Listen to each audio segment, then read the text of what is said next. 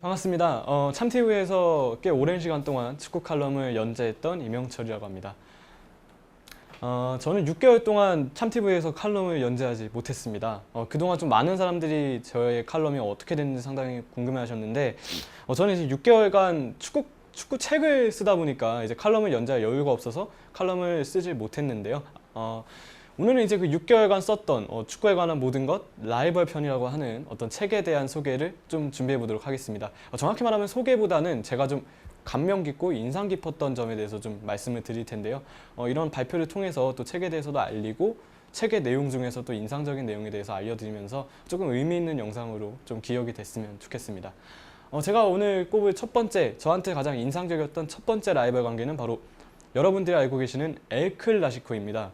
엘 클라시코 하면은 스페인의 최고의 두 팀이죠. 레알 마드리드와 FC 바르셀로나가 맞붙는 지상 최고의 더비입니다.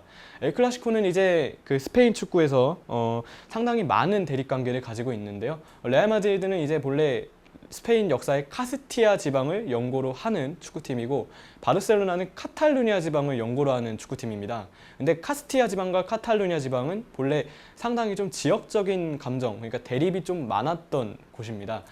카스티아 지방 같은 경우에는 이제 스페인의 수도인 마드리드가 속해 있는 도시로서 본래 좀 국왕의 지지를 많이 받는 어떤 국왕의 어떤 독재가 살아 숨쉬고 있는 도시였습니다. 그에 반면에 이제 카탈루냐 지방은 카스티아 지방으로부터 조금 독립하려 하는, 벗어나려 하는 어떤 자기들만의 어떤 지방이었는데요. 카스티아 지방의 프랑코 왕국, 그러니까 프랑코 이 왕이라고 해야 되나? 프랑코 국왕이 출범한 이후에 확실히 스페인이 독재 체제로 출범을 하게 됩니다. 그러다 보니까 레알 마드리드, 카스티아 지방을 연고로 하고 있는 레알 마드리드가 거의 뭐 독재적인 어떤 팀으로 상당히 자리 잡아가고 있었고, 그 와중에 이제 카스티아 지방의 로부터 독립을 하려 했던 카탈루냐 지방, 이 카탈루냐 사람들은 카스티아 지방으로부터 계속해서 독립을 요구를 했습니다. 카스티아 사람들은 이제 왜 우리가 독재를 하는데 카탈루냐는 우리의 독재에 들어오지 않느냐라고 하면서 카탈루냐 지방을 어떻게 해서든 자기들의 편으로 끌어들이려고 이렇게 집어삼키려고 했었고, 카탈루냐 지방은 우리는 너네한테 들어가지 않겠다, 우리는 우리만의 독자적인 나라를 구성을 하겠다 하면서 카스티아 지방으로부터 멀리 벗어나려, 그러니까 독립을 하려고 했습니다. 그러다 보니까 카스티아 지방은 이제 프랑코 왕국의 힘을 빌려서 어떻게 해서든 카탈루냐 지방을 좀 억압하려는 경향이 있었고요. 카탈루냐 지방은 이제 그런 어떤 카스티아 지방이 상당히 저항을 하면서 또 이렇게 독립을 요구하던 흐름이 있었죠. 그런 시간대에 이제 카탈루냐 지방의 FC 바르셀로나와 카스티아 지방의 레알 마드리드가 펼치는 맞대결은 당연히 훨씬 더 의미가 깊을 수밖에 없었습니다. 그 당시에 레알 마드리드 팬들은 마찬가지로 카탈루냐 지방의 바르셀로나한테 우리한테 넘어오지 않는 어떤 뭐 상당히 열등한 팀이라는 이미지 가지고 있었고, 카탈루냐 지방의 바르셀로나 팬들 같은 경우에는 카스티아 지방을 연고로 하고 있는 레알 마드리드를 당연히 좋게 볼 수가 없었죠.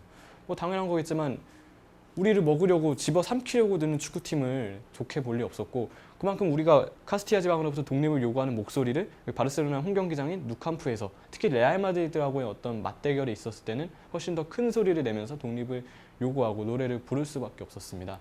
그러다 보니까 레알 마드리드와 바르셀로나의 맞대결은 어떤 축구팀으로서의 맞대결 이상으로 상당히 좀 깊은 어떤 지역적인 감정과 어떤 역사적인 감정이 섞인 상당히 좀 복잡한 어떤 라이벌 관계가 되었는데요. 그러다 보니까 두 팀이 거의 엄청난 앙숙 관계로 돌아서게 되었고, 이후부터 지금과 같은 열기가 현재까지도 유지가 되고 있는 상황입니다.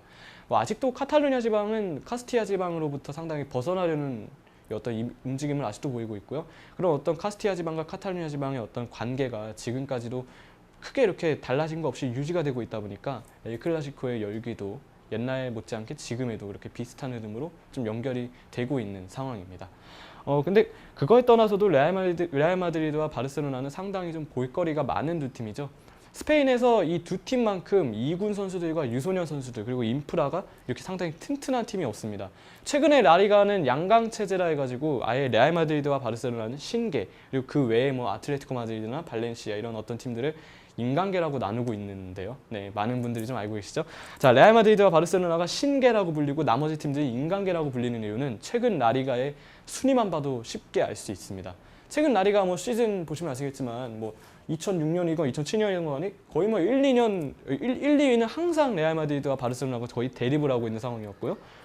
거의 뭐 나머지 팀들, 특히 3위 팀, 1, 2위 팀과 3위 팀과의 어떤 순위 격차가 승점 격차가 굉장히 컸습니다. 그렇기 때문에 뭐 거의 뭐 레알 마드리드와 바르셀로나가 현 최근에는 거의 뭐 오랜 어떤 자기들한테 유리한 어떤 거의 축구에서 독재를 좀 펼치고 있는 상황이라고 보면 될 것 같고요. 사실 이 두 팀은 역사적으로 단 한 번도 강등이 되진 않은 팀들입니다. 그럴 만큼 이제 라리가, 그러니까 스페인 리그에서 상당히 좀 오랜 시간 동안 강팀으로서의 입지를 좀 지켜온 두 팀이었고, 상당히 또 그만큼 서로 간의 우승 경쟁을 또 펼쳤던 팀이라고도 할 수가 있겠죠. 그러다 보니까 이 레알 마드리드와 바르셀로나는 사실 어떤 이 지역적인 감정이 없더라도 이 축구팀 자체로서도 상당히 좀 서로에 대한 라이벌 관계가 있었던 팀이었습니다. 그러다가 이제 4, 50년대에 아까 말씀드렸던 뭐 카스티아 지방, 뭐 프랑코 왕국이 출범을 하면서 뭐 독재가 됐고, 카탈루냐 지방이 뭐 독립을 요구하면서 지역적인 감정이 좀 발발했던 이런 흐름이 겹치면서 엘클라시코가 지금과 같은 뭐 최고의 더비가 될 수가 있었습니다. 뭐 엘클라시코의 배경은 이 정도로만 설명을 드려도 될 것 같고요.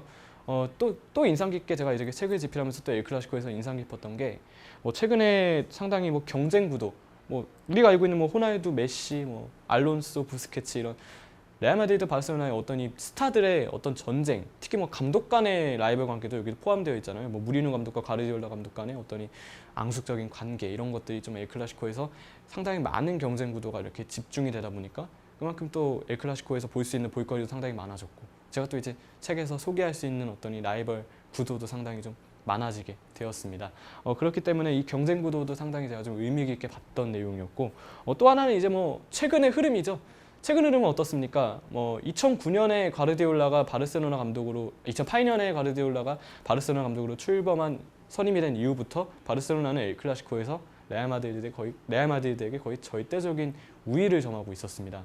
오랜 시간 동안 그 어떤 가르디올라 감독만의 철학이 담긴 바르셀로나가 레알 마드리드를 계속해서 제압을 했고, 그 우승 경쟁에서도 상당히 우위를 점하면서 바르셀로나는 뭐 거의 트래블 아니면 뭐 더블을 이룰 동안 레알 마드리드는 계속해서 트로피하는 인연이 없는 좀 2인자로서의 어떤 모습이 계속 드러나고 있었죠.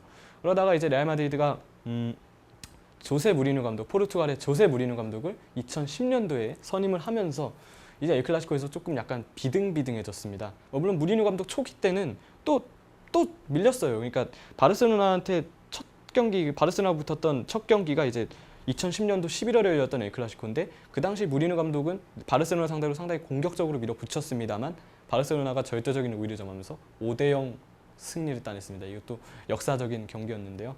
하지만 무리뉴 감독은 여기서 쉽게 포기하지 않았고요. 그 5대0으로 졌던 경기를 이 본보기로 삼아서 어떻게 하면 우리가 더 어떻게 이 바르셀로나를 제압할 수 있을까? 상당히 좀 단기적인 어떤 한 경기에 집중을 하지 않고요. 어떤 장기적인 안목으로 좀 이 더비 자체를 바라봤습니다. 그러다 보니까 그날 경기에서는 공격적으로 밀어붙이려고 하니까 그렇게 졌고, 다음 경기에서는 상당히 수비적으로, 그리고 그 다음 경기에서 또 다시 뭐 공격적으로 이렇게 전술운용을 매 경기마다 변칙적으로 바꿔가면서 이렇게 바르셀로나를 잡을 수 있는 우리 레알 마드리드의 방법이 무엇일까에 대해서 이 무리뉴 감독이 상당히 깊게 생각을 했었는데요. 그러다 보니까 이제 가르디올라 감독의 마지막 시즌이었던 2011-12 시즌부터는 상당히 두 팀이 거의 대등해지다가 이제 레알 마드리드가 엘클라시코에서 오히려 우위를 점하는 상황이 되었고요. 가르디올라 감독이 떠난 이후에 이제 빌라노바 감독이 이렇게 바르셀로나에 다시 후임 감독으로 들어왔는데, 그게 이번 시즌이죠. 2012-13 시즌인데 그 시즌에 레알 마드리드는 뭐 바르셀로나를 거의 압도했습니다. 그 코파델리에서도 1, 2차전 모두 레알 마드리드가 승리를 거뒀고, 슈퍼컵에서도 또 레알 마드리드가 승리를 거뒀고요. 라리가에서도 다 이겼습니다. 바르셀로나에게 지지 않는 레알 마드리드의 모습을 보여줬습니다. 옛날 같았으면 한 3, 4년 전만 해도 레알 마드리드가 이제 바르셀로나의 격파 방법을 알아야 된다라는 이 분석이 주를 이뤘는데요. 하지만 이제는 아니죠. 이제 바르셀로나가 오히려 역으로 레알 마드리드의 격파 방법을 이제 좀 알아야 되는 시기가 됐습니다. 리오넬 메시나 이제 레이마르 이런 선수들, 어떤 스타 선수들이 대거 더 합류하는 바르셀로나라고 하지만 아직 전술적인 의미에서는 무리뉴 감독의 레알 마드리드를 아직 제압하지 못했습니다. 상당히 좀 재미있는 점은 이제 레알 마드리드로 안첼로티 감독으로 이제 감독이 바뀌었는데요. 과연 이제 새로운 감독이 맞닥뜨리는 어떤 엘클라시코에서 두 팀이 또 어떤 흐름을 이어갈지에 좀 초유의 관심이 쏠리고 있는 흐름입니다. 이렇게 해서 일단 엘클라시코에 대한 소개를 먼저 마치도록 하겠습니다.